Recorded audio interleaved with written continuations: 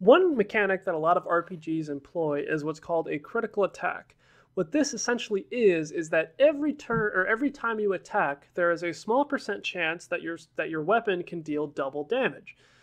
This can be nice for when you're really trying to hack away at an enemy and they're really getting on your nerves.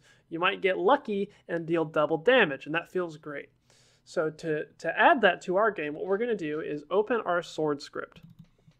And we're going to start by going up and adding a variable up here, and it's going to say, it's going to be a public integer, and it's going to say crit chance. And what we want to do is we're going to say a default value of 4. Now, it's important that we understand what this variable means. So this doesn't mean that 1 in every 4 attacks is going to be a crit. What this means is that on every attack, you will have a 1 in 4 chance of it being a crit. That doesn't necessarily mean every 4 attacks you'll get one. It just means that there's a 25% chance on every attack that it might crit.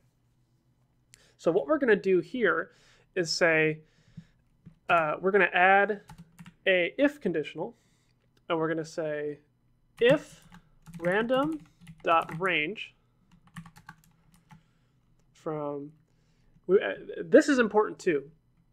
What we need to do inside our random.range, which again, we need our open and close parentheses, we're going to add another set of open and close parentheses, and we're going to type int in there, just like if you were declaring an integer. What that's going to do is ensure that our random range function knows that we're trying to use integer values and not float values, because by default, it wants to use floats.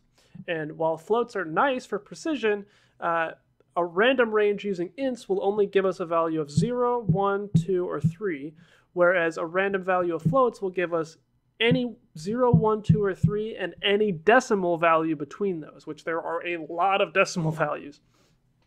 So we're going to say int 0 to int, or actually, we don't even have to say int. We can just say crit chance. So if our random.range, this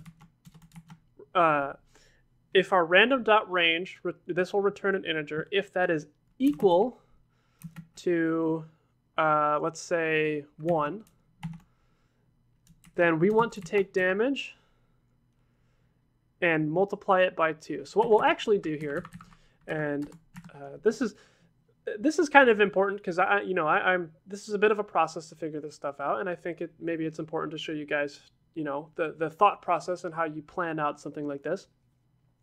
We want this damage value to be increased, but we don't want the damage value to be permanently increased.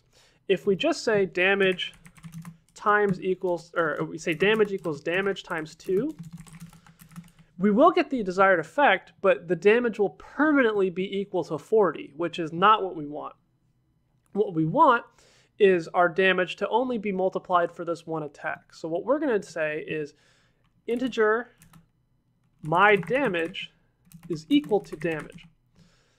So now by default, this my damage variable will always be equal to our damage, which is 20. And then if we get our crit, which is if we roll a 1 out of 4, we can say, okay, my damage equals to my damage times 2. And then instead of passing our damage variable into take damage, we can just say my damage. What this effectively allows us to do is multiply our damage without worrying about permanently affecting the damage of our sword. Now you can go ahead and try this out in the game. And feel free, again, I always try to encourage you guys to mess with values. Feel free to mess with this critical chance. Put it up as high or as low as you want. Get a feel for how random variables and random values work in games, because randomness